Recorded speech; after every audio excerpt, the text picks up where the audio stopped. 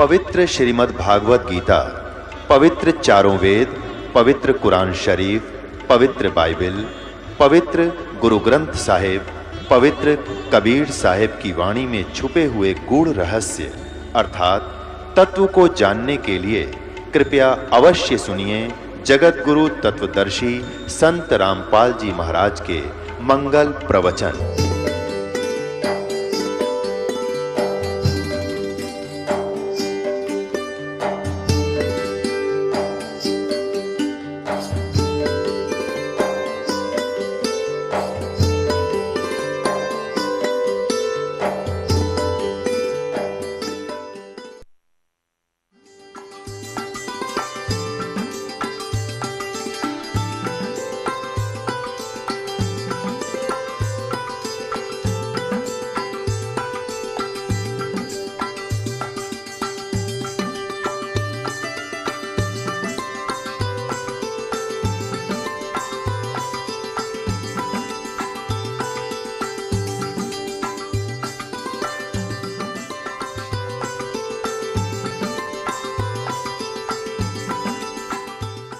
परमात्मा आए थे कबीर जी, उनके साथ कितना अत्याचार किया था और किसी को उन्होंने एक शब्द भी अप नहीं बोला, किसी को श्राप नहीं दिया, क्योंकि उसको पता था मेरे बच्चे हैं, किसको मारूं और किसको श्राप दूं।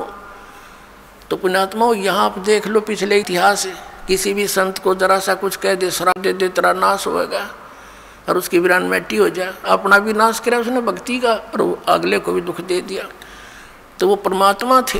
तो इसी प्रकार इसी आधार से आपने इस मार्ग को आगे बढ़ाना है, दास का सहयोग देना है। अब प्रसंग चल रहा है कि जैसे कर्म करते हैं उसका भी फल मिलता है। और फिर कहते हैं गुरु बिन माला फेरते, गुरु बिन देते दान, गुरु बिन दोनों निष्फल हैं, चाहे पूछो वेद पुराण। फिर दोनों ये बात एक पालड़े में कैसे होंगी, दो तलवार एक म्यान में कैसे आएंगी। अब एक म्यान में तो नहीं आएंगी, लेकिन इनको समझाना पड़ेगा। जैसे कोई किसी भी मंत्र का जाप करता है, या जैसे धार्मिक यज्ञ है, भंडारा होता है, ये धार्मिक यज्ञों में से आता है, वैसे ये सारा कुछ मिलाकर करने से ही ये राम नाम की गाड़ी बनेगी। जैसे हम भी यहाँ 5 यज्ञ करवाते हैं, एक यज्ञ है धर्म की, दूसरी यज्ञ ध्यान, तीसरी यज्ञ हवन की, चौथी यज्ञ प्रणाम और 5वीं यज्ञ ज्ञान की।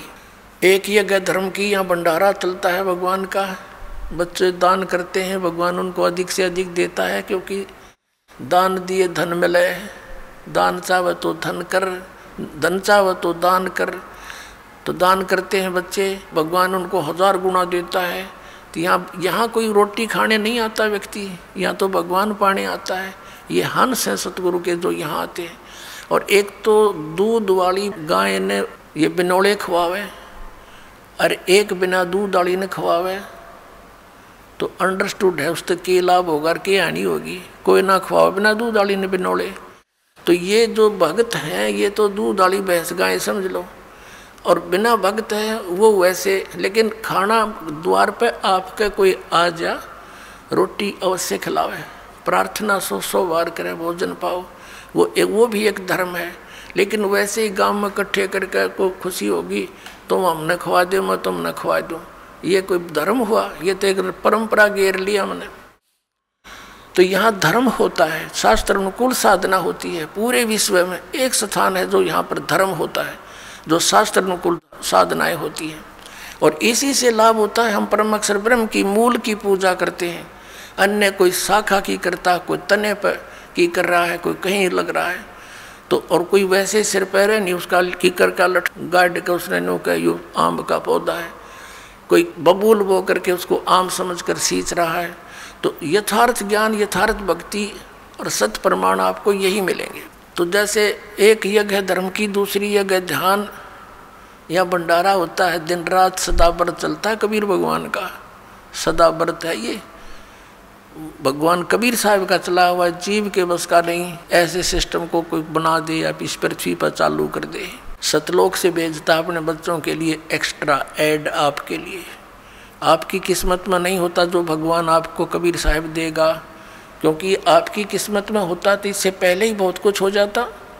यहाँ आपके किस्मत में एडिशन करेगा भगवान, और आपके पाप कर्मों को नाश करेगा, उन प्रारब्ध के अंदर आने वाले संकटों का नाश करेगा। जैसे फसल के अंदर खरपतवार पैदा हो जाता है, अब एक औषधि बन गई, ये मटेरियल तो पहले भी था लेकिन इसको बनाने वाला नहीं था।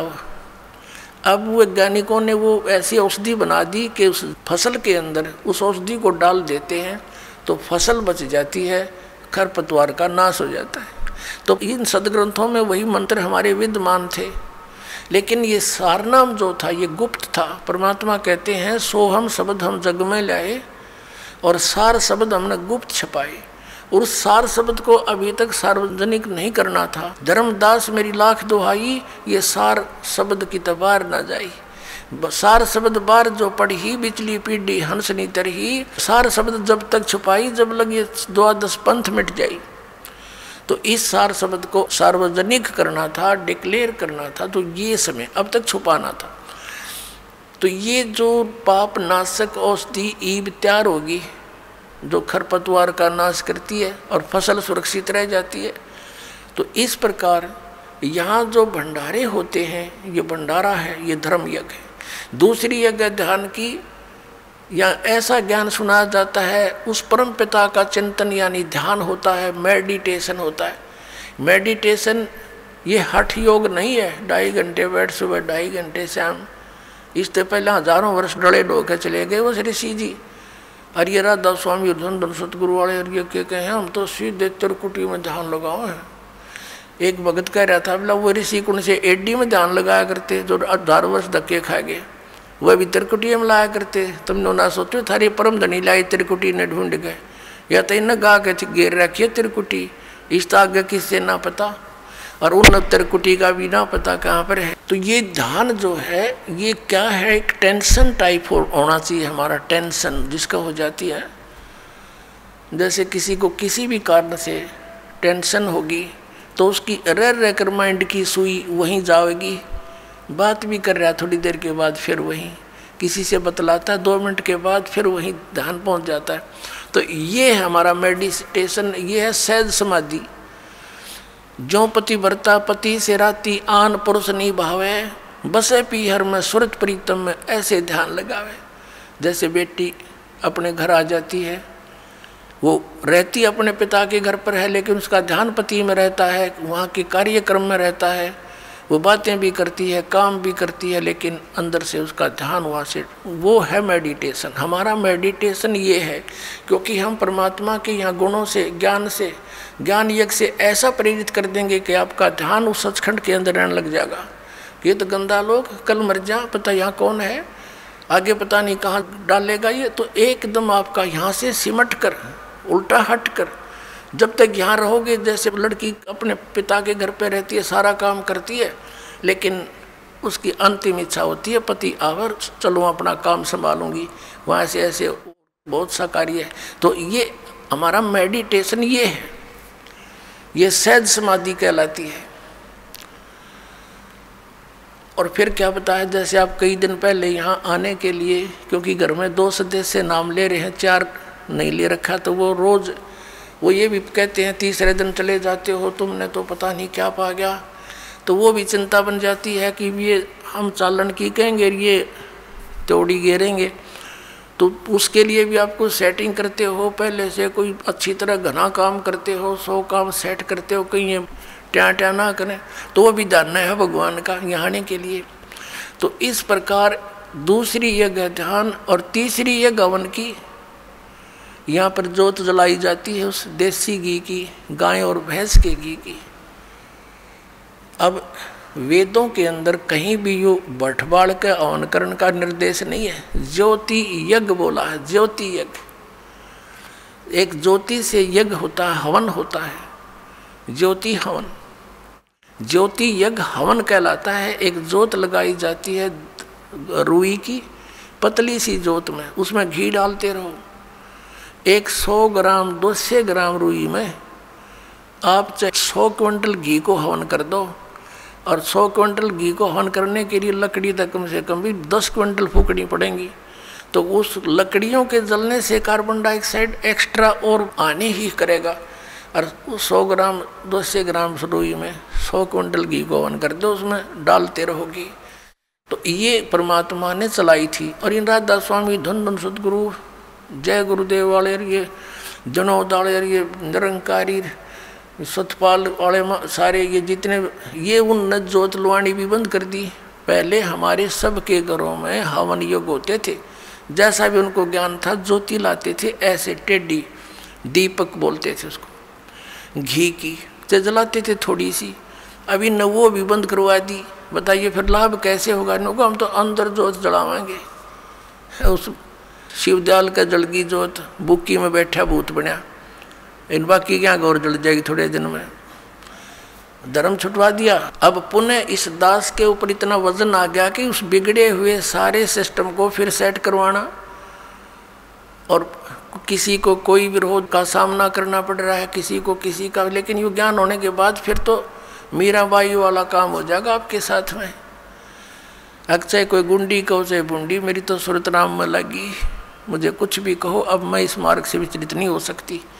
तो ऐसे ही आपके साथ बनेगी, तब आप भक्त बनोगे। अब तीसरी जगह हवन की, यहाँ जितने भी पाठ होते हैं, जैसे अब के 400 पाठ चल रहे हैं, तो 404 क्विंटल घी का हवन होगा, बल्कि 4.5 क्विंटल का, कि मैं अन्य जोत अलग से होती है उनका।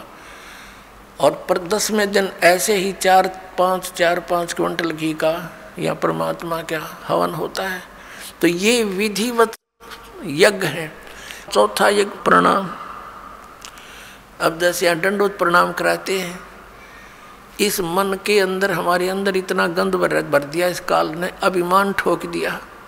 अभिमान के पास भगवान नहीं आ सकता। परमात्मा का और अभिमान का बिल्कुल न सोच ले, नॉर्थ और साउथ पोल समझ लो इनको, ये आपस में कभी नहीं मिल सकते। तो इसको हमने अहंकार को ख़त्म करना पड़ेगा।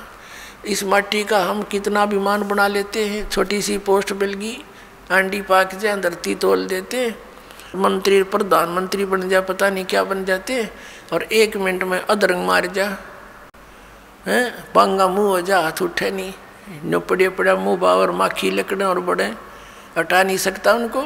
तो इस मिट्टी का अभिमान, ये काल का इंजेक्शन है, ये बेमतलब का, इसको भी हमने सेट करना है। इस मिट्टी को मिट्टी जानकर, इस मिट्टी से भगवान पाने के लिए, इसे सोना उगाने के लिए वो क्रियाएं आपने सारी करनी पड़ेंगी जो दास बतावेगा।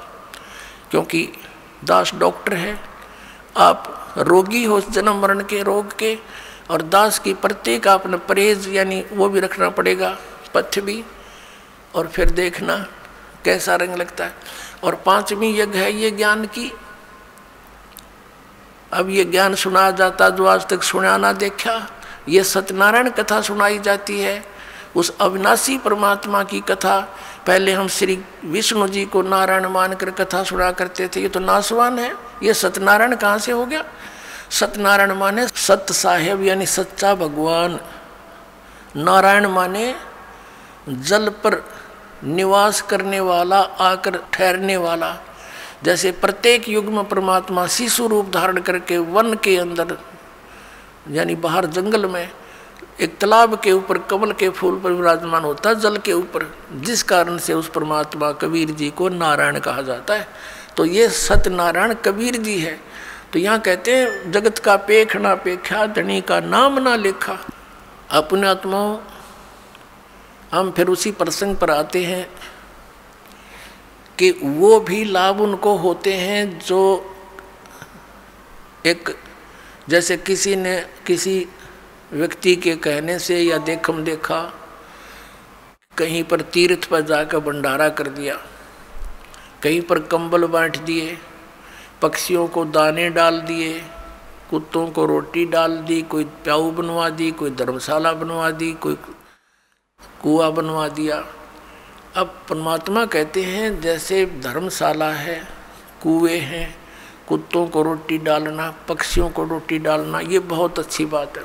यह तो उपदेशी को भी चाहिए, अगर ऐसा वो कर सकता है तो कर सकता है। लेकिन मंदिर वगैरह में कहीं दान नहीं देना, मंदिर वगैरह नहीं हमने बनाने, क्योंकि हमने अपने मन मंदिर में पूजा करनी है उस परम पिता परमात्मा की, या अन्य किसी गुरुद्वारे में, मस्जिद में, चर्च के बनाने में हमें कोई सहयोग नहीं देना, क्योंकि हमने उन्हीं क्रियाओं पर अपना पैसा लगाना है जिससे हमें प्रभु मिले। और जो आदेश दास का हो, वो आदेश दास का क्या होगा, जो परमात्मा का विधान होगा उसी तरह करना है। और हमारे लिए कोई मंदिर, मस्जिद, गुरुद्वारे ये अनादरणीय नहीं है, लेकिन उनमें केवल वो महान आत्माओं की, महापुरुषों की मूर्तियां रखी हैं।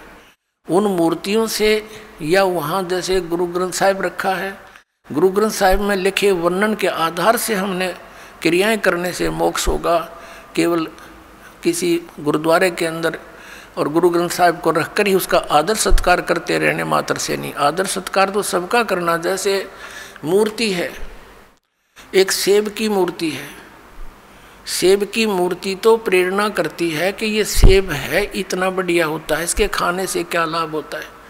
लेकिन वो पत्थर की मूर्ति सेब वाला काम नहीं करती। वह मूर्ति ज़रूर है उस पत्थर, उसकी वो अनादरणीय नहीं है, लेकिन वो मूर्ति सेब वाला काम नहीं कर सकती। जिन भगवानों की तुम मूर्ति बनाए रखे बैठे हो, वो मूर्ति वो काम नहीं कर सकती जो भगवान करेंगे। और उन भगवानों से लाभ लेने के लिए उनकी प्राप्ति के मंत्र भी इस दास के पास है, जो सबसे पहले वही दिए जाते हैं जिससे वो आपको कुछ लाभ दे सकेंगे। तो इस कारण से उन मंदिर, मस्जिद, गुरुद्वारों में परमात्मा की खोज में नहीं जाना, ये मनाही है। अब क्या आ गया, प्रश्न आता है कि जैसे ये भी धर्म करते हैं, गुरु बना नहीं रखे, और बना रखे हैं तो नकली बना रखे हैं, उनसे कोई लाभ नहीं होगा। और फिर उनसे भी लाभ होता है, कैसे? और फिर ये भी कहते हैं कि जैसे कर्म करोगे फल तो मिलेगा ही मिलेगा, अवश्य मिलेगा। जैसे आप देखते हो, एक कुत्ता बैठा है गाड़ी में, एक कुत्ता गाड़ी में बैठा है, मनुष्य उसका ड्राइवर है, और वो बैठा पछली सीट पे, और खिड़की में गन्नू मुँह काट के देख रहा है नो सैर सपट्टे से खूब। अब उस कुत्ते के रहने का एक अलग से रूम, उस रूम में एसी लगे होते हैं आजकल, और महीने में 1 बार 2 बार जो है ना वेटरनरी सर्जन उसकी जांच करने आता है, डॉक्टर, और सुंदर शोधित उसको जल और शोधित उसको आहार मिलता है, और उसका रहता कोठी में, और ड्राइवर उसका मनुष्य है आज के दिन। तो उस पुण्यात्मा ने कभी मनमुखी ये दान धर्म किए थे, उन दान धर्मों का फल उसको कुत्ते की योनि में मिल गया। यदि वो मर्यादावत करता, परम संत की शरण लेकर करता, और किसी कारण से मोक्ष प्राप्ति ना होती, यहाँ भी रह जाता, तो उसको वो सुख मिलते जो उसने कुत्ते की योनि में मिले, उसको मनुष्य जीवन में मिलते, वो सुख सारे मिलते किए हुए। और फिर मनुष्य योनि में कभी ना कभी कोई संत भी मिल जाता। अब उसने जैसे जिसने मनमुखी दान किए, धर्म किए, कुत्ते की योनि प्राप्त कर ली।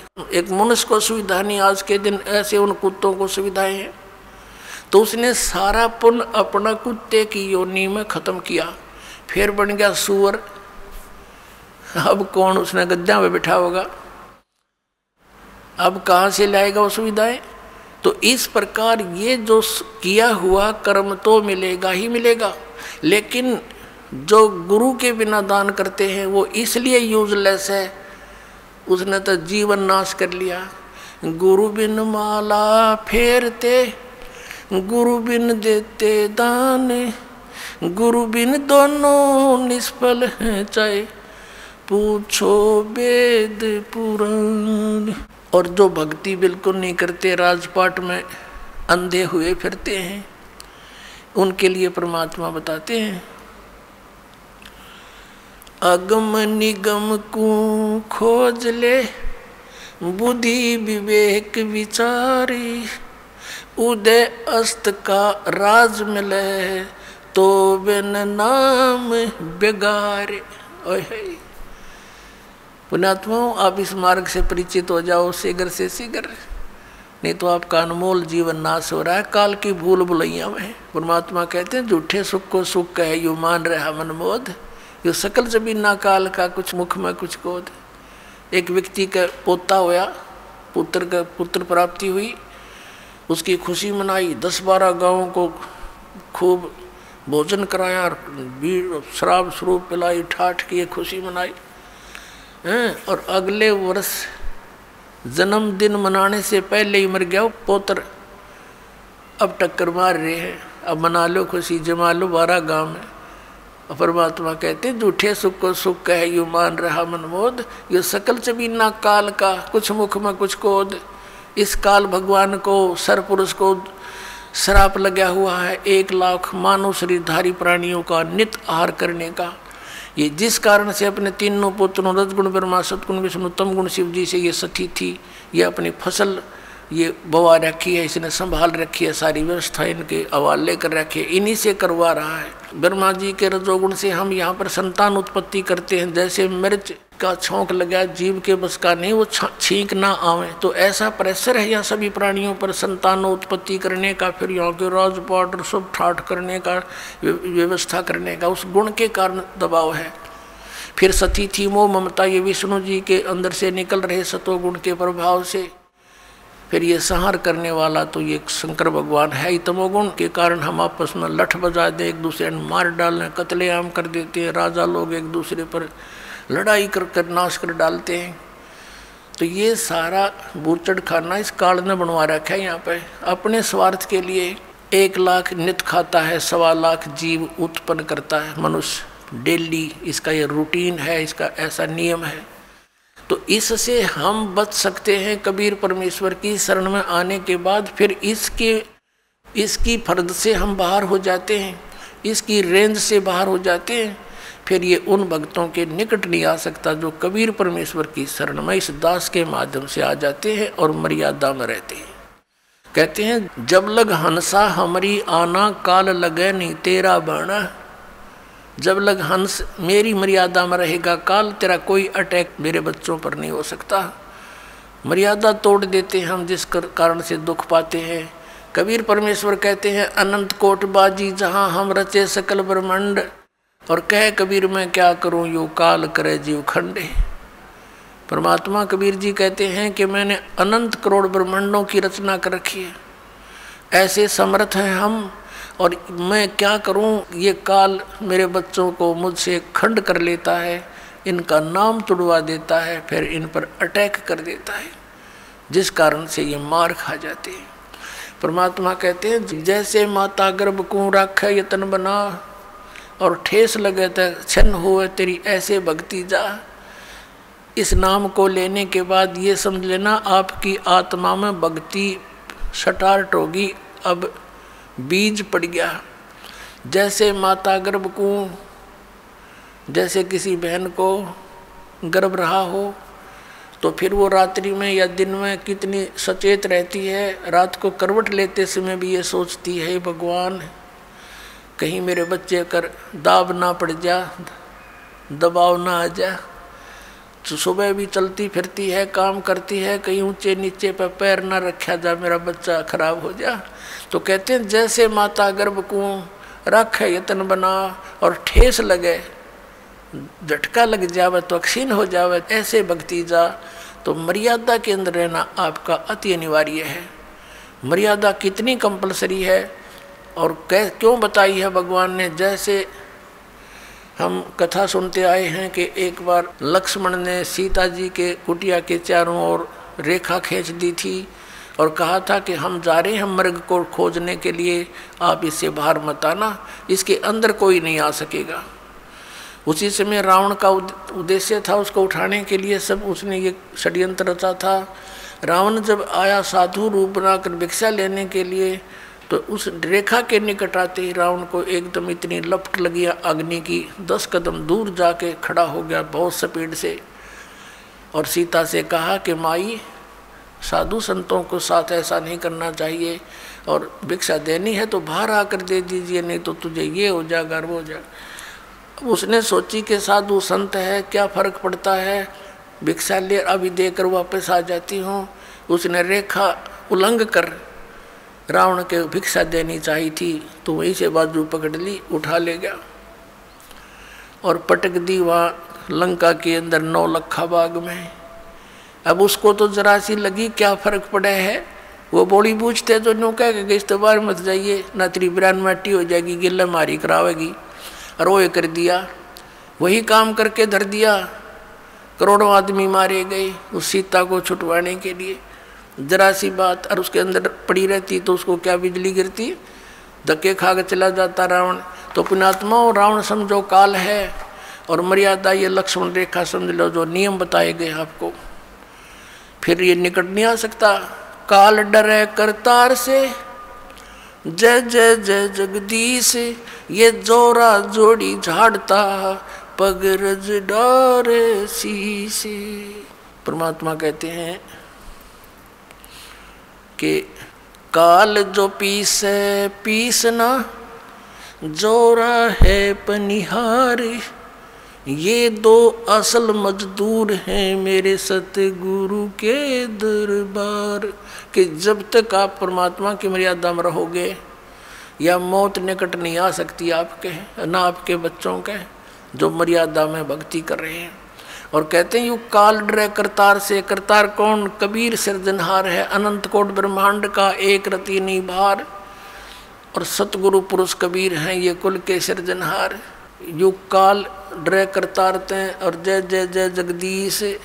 और ये जोरा, ये मौत कहते हैं जोड़ी झाड़ता, परमात्मा के जूते झाड़ता है, झाड़ती है मृत्यु, और उस धूल को अपने माथे से लगाती है और कहती है आपके आज्ञा बिना मैं किसी को कुछ नहीं कर सकती। और परमात्मा कहते हैं काल जो पीसे पीसना, ये इसका नौकर समझो परमात्मा का, यहाँ का 21 ब्रह्मांड का स्वामी ब्रह्म। और जोरा है पनिहार, या मौत इसका पानी भरती है परमात्मा कबीर जी का।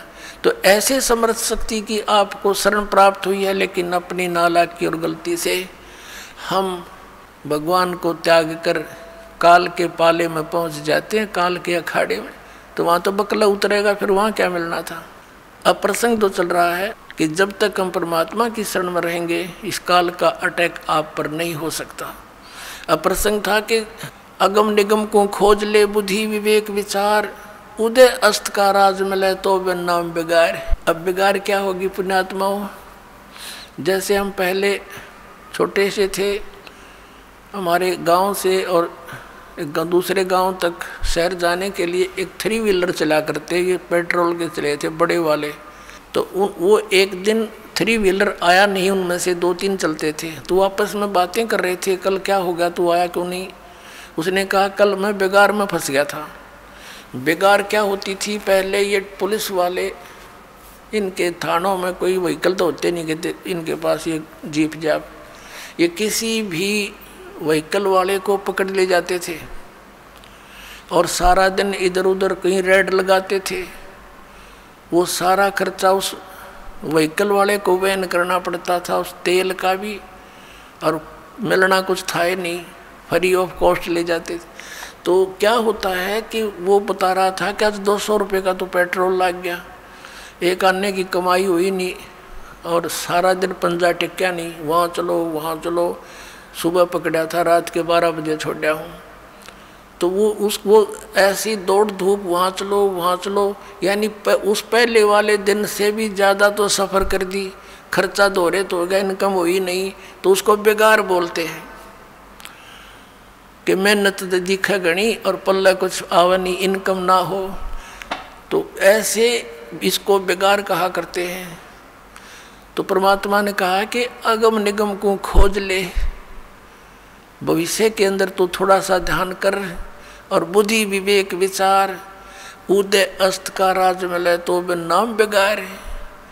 जहाँ से सूर्य उदय होता है और जहाँ अस्त होता है, यानी पूरी पृथ्वी का तुझे राज मिल जावे। यदि यह भक्ति ठीक सत भक्ति नहीं है तो तू बेगार कर रहा है। यानी क्या होता है, राजा को एक पल का चैन नहीं होता, गुटी ला के टाइम पास कराई सारा दिन में भी पिए पड़ा रहना पड़ता है इसको, और रात को तो पीनी पड़े, क्योंकि 36 पंगे जान, वहाँ ऐसे हो गया, उसने ऐसे कर दिया, वो फलाना हो रहा है, कहीं क्रांति ना आ जाए, MLA ना टूट जाए, मंत्री ना भाग जाए, रात ने भी नींद नहीं आती इनको।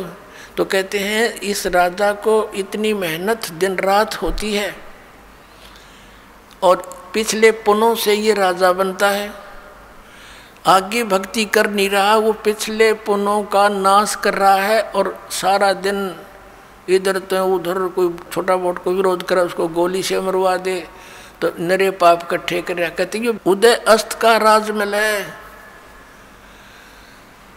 तो बिन नाम बेगार, तो वो बेगार है पुण्यात्माओं।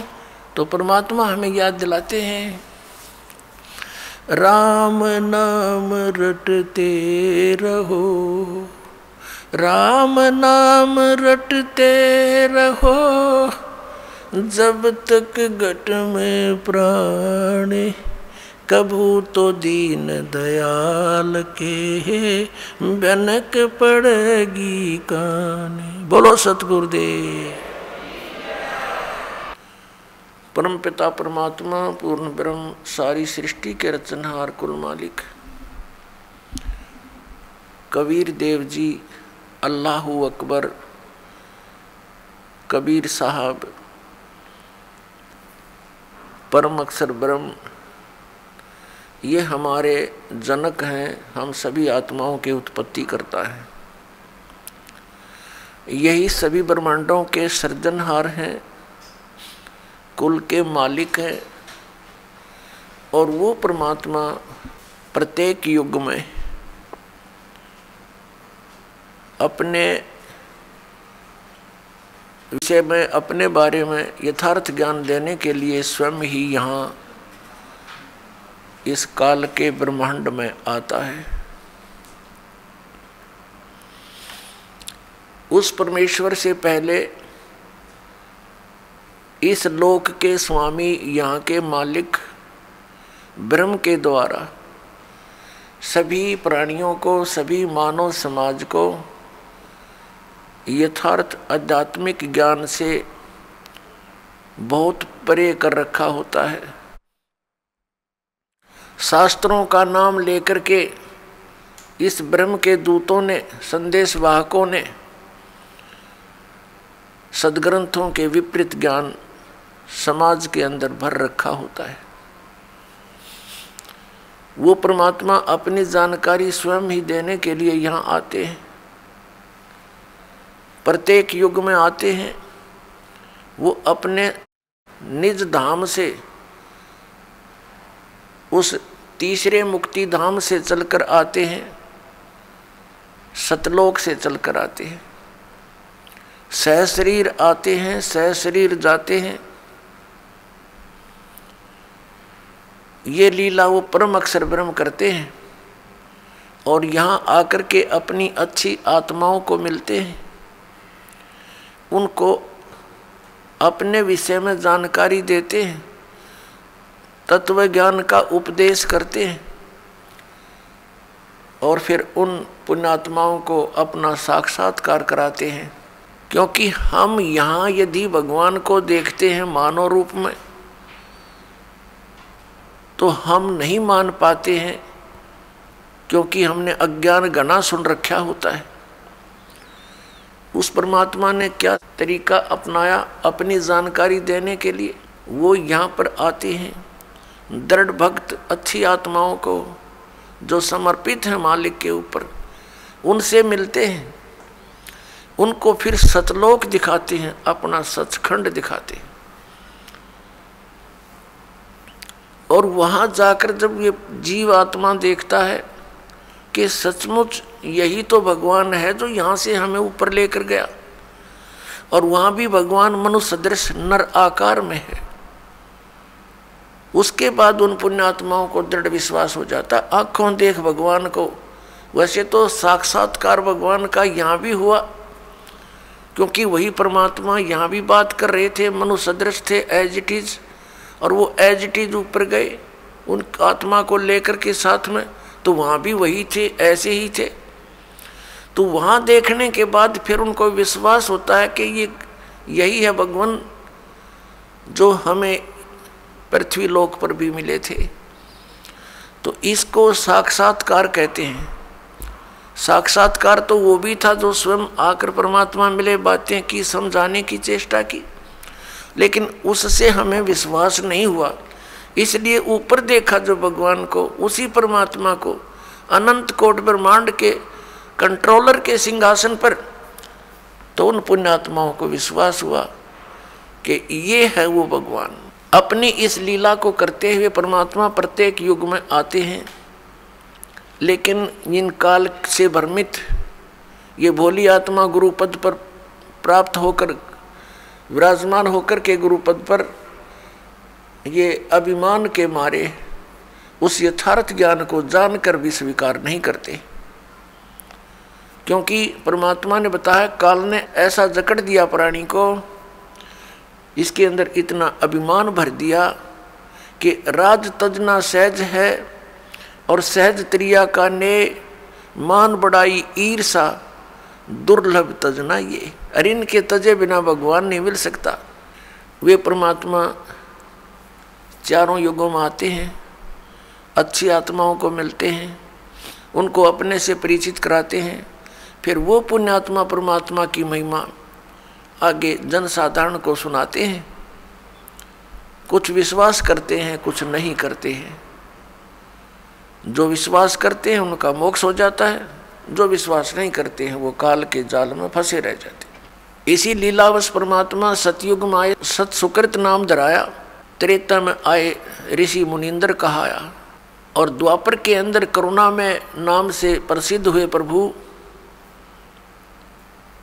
और कलयुग नाम कबीर कहाया। काशी के अंदर भारतवर्ष की पावन भूमि में वो परमात्मा सन 1398 में सतलोक से आकर प्रकट हुए। काशी शहर से बाहर बने एक सरोवर जिसको लहर तारा तालाब नाम से जाना जाता है, उसमें विकसित कमल के फूल पर आकर के विराजमान हुए, एक शिशु रूप धारण करके। और वहां से एक नीरू नीमा नाम के जुलाहा दंपति उनको उठा ले गए। पति पत्नी थे, उनको संतान नहीं थी। परमात्मा की वहाँ लीला में प्रवेश में उन्होंने बहुत योगदान दिया। अपने आत्माओं परमात्मा कबीर देव जी, कबीर साहब 25 दिन के हो गए थे लीला में, शरीर में शिशु रूप में। उन्होंने कुछ भी आहार नहीं किया। माता पिता चिंतित हुए, मुंह बोले माता पिता, उनके जन्म के माता पिता नहीं, क्योंकि वो तो सबके सर्जनहार हैं। उनको बड़ी चिंता हुई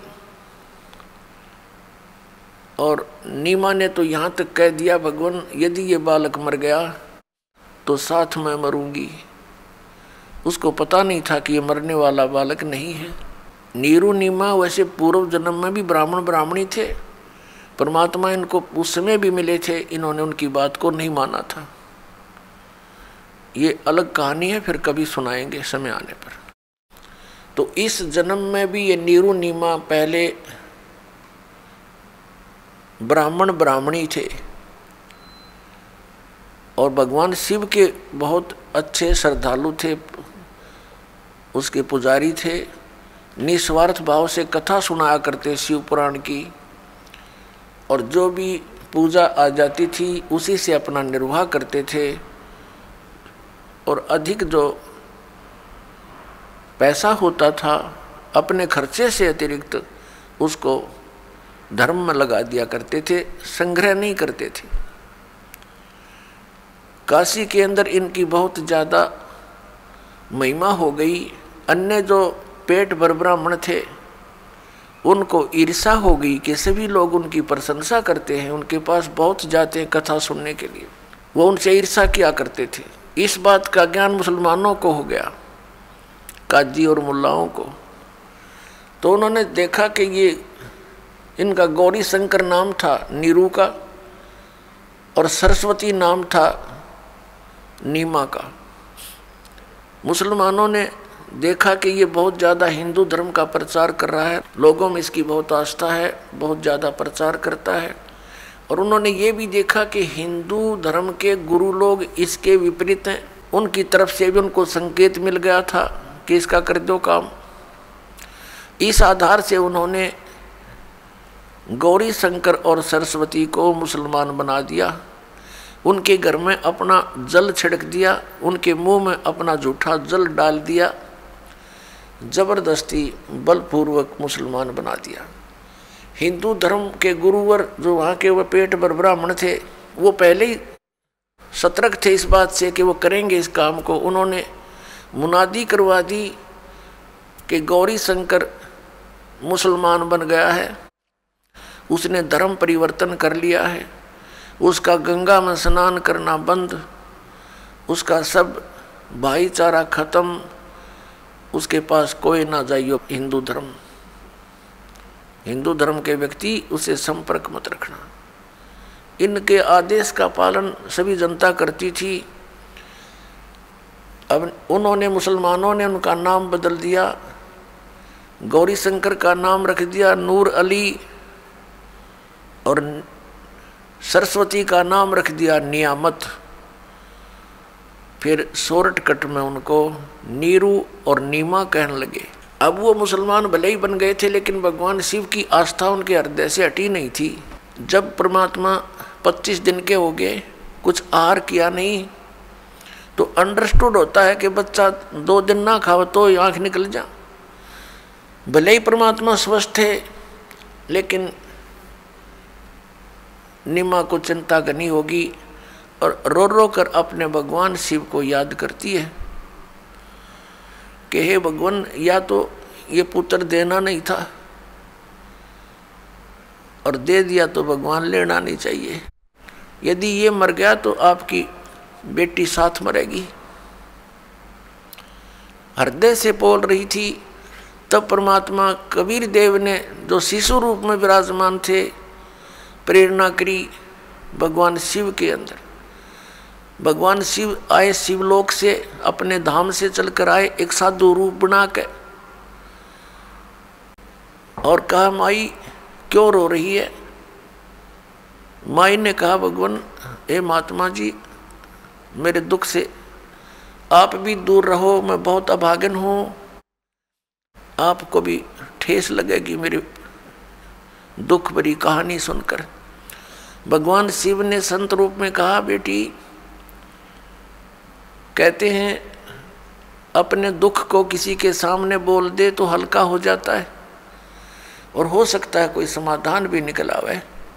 बताइए आपका क्या दुख है। नीमा ने अपनी सारी कहानी बताई कि मेरे कोई संतान नहीं थी। एक दिन अपने भगवान शिव से मैंने अर्ज करी थी, उसी दिन मेरी सुन ली थी।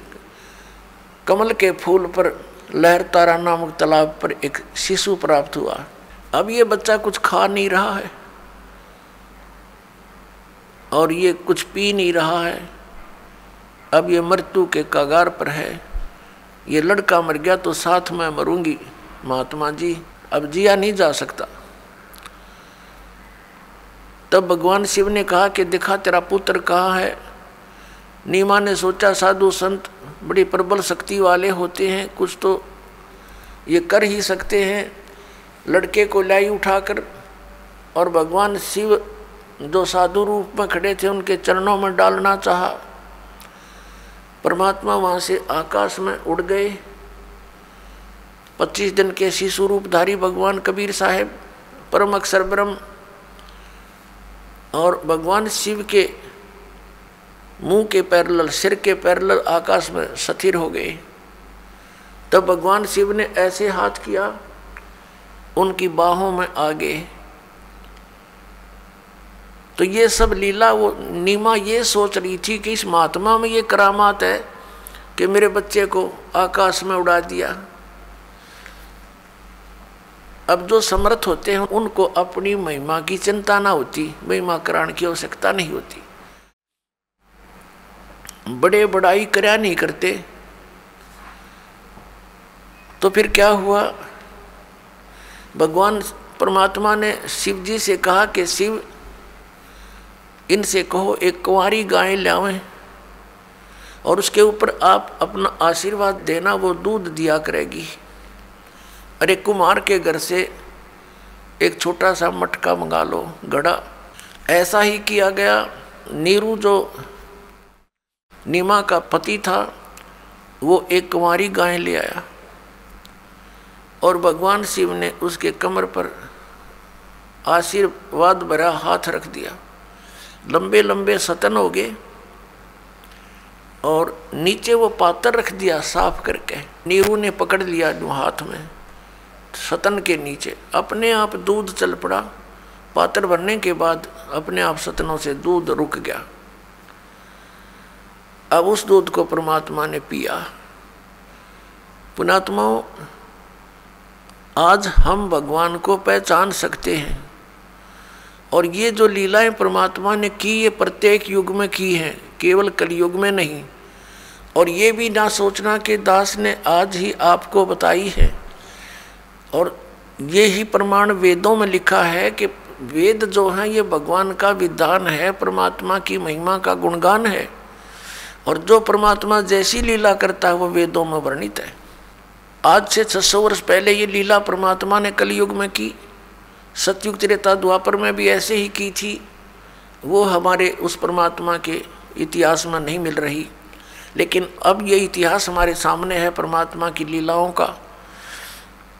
तो उसमें स्पष्ट लिखा है कि ऐसे ही कबीर सागर के अंदर जो परमात्मा की महिमा का गुणगान है, उसमें लिखा है 600 वर्ष पहले यही जो लीला की थी वो एज इट इज लिपिबद्ध की गई। और फिर हमारे वेदों में वही मिला कि भगवान ऐसा करता है, ऐसी लीला करता है। तो अब भगवान पहचानने में हमें बहुत सुविधा हो जाएगी और हम भगवान को पहचान लेंगे।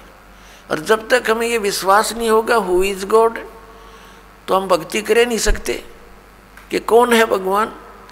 अब किसी ने 4 ईंट लगा रखी है ऐसे करके, दिस इज गॉड, उड़ा माथा टेक लिया हमने। किसी ने बता दिया वहाँ सरोवर में नहाने से भगवान मिलेगा, वहाँ भी दौड़े गए। किसी ने बताया कि पहाड़ के ऊपर मंदिर है, वहाँ मत्था टेको जाते सुख हो जाएंगे।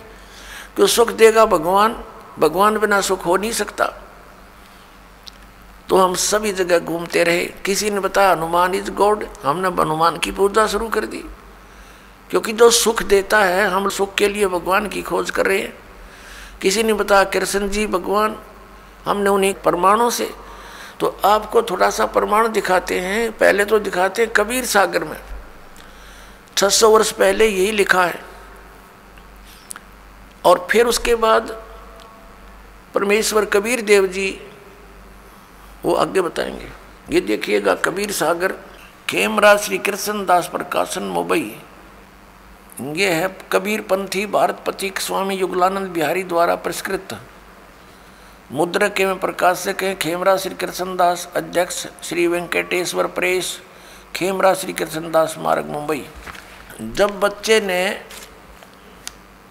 कुछ भी आहार नहीं किया तो पहले नीरू रामानंद जी के पास गए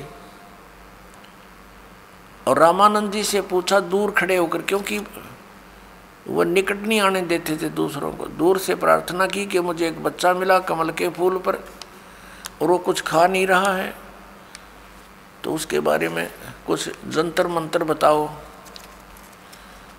तो उन्होंने भी यही सलाह दी कि आपका पुत्र कोई अच्छी आत्मा है और उसके लिए कोई और व्यवस्था करो। उसके लिए उसने भी विधि बताई, ये कबीर सागर में लिखा है। और फिर वास्तविकता आपको बताते हैं कि आदरणीय गरीबदास साहिब जी को परमात्मा मिले थे गांव छुड़ाने जिला जज्जर वाले को, और उनको सचखंड लेकर गए थे। उनको फिर वापस छोड़ा था, उनके अंदर अपना वो यथार्थ ज्ञान फीड कर दिया था। जो सच्चाई उन्होंने देखी वो फिर बताई थी। तो आदरणीय गरीबदास साहिब जी ने फिर वो और डिटेल से बताया कि वो कौन था जिसने गाय से दूध निकाला। वो कहते शिव आए शिवलोक से, शिवलोक से आए थे शिव जी, और उन्होंने फिर वो सब व्यवस्था की थी। अब देखिएगा ये वो कबीर सागर आपको दिखाते हैं। अब जब बच्चा मिल गया, सुन जुल्हा मन बया आनंदा, जिमी चकोर पायो निश्चंदा। कितना खुशी होगा जैसे चकोर पक्षी को चांद दिखाई दे जा। ले सुत चले हर्ष मन कीन्या, तासो पुन अस बोल ही दीन्या। सुत काशी को ले चले लोग देखण ते आव, अन्न पानी बखे नहीं जुल्ला शोक जनाब। फिर खाना पीना कुछ किया नहीं, तब जुल्ला मन कीन तिवाना, विचार किया, रामानंद सो कहीं उत्पाना। रामानंद जी से जाकर कहा उसकी प्राप्ति का जिक्र, मैं सुत पायो बड़ा गुणवंता, और कारण कौन बखे नहीं संता। क्या कारण है, वो कुछ खा पी नहीं रहा है संत जी। नीरू कह रहा है जुलाहा। रामानंद ध्यान तब धारा, जुल्हा सो तब वचन उचारा। पूर्व जन्म ते ब्राह्मण जाति, हरि सेवा की नी भली भांति। कुछ तो सेवा हर की चूका, तातो भयो जुल्हा को रूपा। प्रीति प्रभु गए तोर लीनी, ताते उद्यान में सुध तो दीना। उद्यान यानी बाग में तेरे को पुत्र दिया। अब नूरी, नूरी नहीं ये नीरू है, गलती से लिखा। ए प्रभु जस की नो तस पायो, आरत हो तो दर्शन आयो। सो कहिए उपाय गुसाई, बालक अक्षुदावंत कुछ खाई। भूखा बालक कुछ खावे, ऐसा कोई उपाय बताओ। रामानंद अस युक्ति विचारा, तुम सुत कोई ज्ञानी अवतारा। बचिया जाही बैल नहीं लागा, सोले ठाड करते आगा। इसमें बताया है कि बचिया जाही बैल नहीं लागा, जिस बचिया को बैल ने टच ना किया हो, अर्थात कुंवारी। बचिया जाही बैल नहीं लागा, सोले ठाड करो ते आगा। उसके सामने लाओ। दूध चले ते थन ते, दूध दही धरो छपाई। अक्षुदावंत जब होवे, ताके देहो खवाई। जुल्ला एक बछिया ले आवा, और चलो दूत कोई मरम न पावा। चलो दूत जुल्हा हरसाना, राख छिपाई काहो नहीं जाना। अब यहाँ पर ये वास्तव में दूत है। वो कौन था दूत? दूत का अर्थ होता है जो संदेश वाहक। अब इसमें कबीर सागर के अंदर जो सच्चाई है वो तो ज्यों की त्यों लिखी है पुण्यात्माओं। तो हमने सिर्फ इतना निष्कर्ष लेना है इससे कि परमात्मा 600 वर्ष पहले आए थे, वो लीला वही की थी जो वो किया करते हैं। और कंवारी गाय के दूध से उनके परवरिश की लीला हुई थी। ये तो प्रमाण हुआ उस परमात्मा ने जो प्रैक्टिकल किया करता ही है। अब हम आपको दिखाते हैं वो थ्योरी, वो सिद्धांत, वो विधान जिनको हम सत्य मानते हैं, पवित्र वेदों को। तो ऋग्वेद मंडल नंबर 9 और सूक्त नंबर 1 मंत्र 8 और 9 में ये कंसेप्ट क्लियर किया है कि वो परमात्मा मनुष्य सदृश है और वो 3 प्रकार की स्थिति से अपने शरीर से 3 प्रकार से सभी जीवों का संभाल करता है। तीनों लोकों में प्रवेश करके सबका धारण पोषण करता है।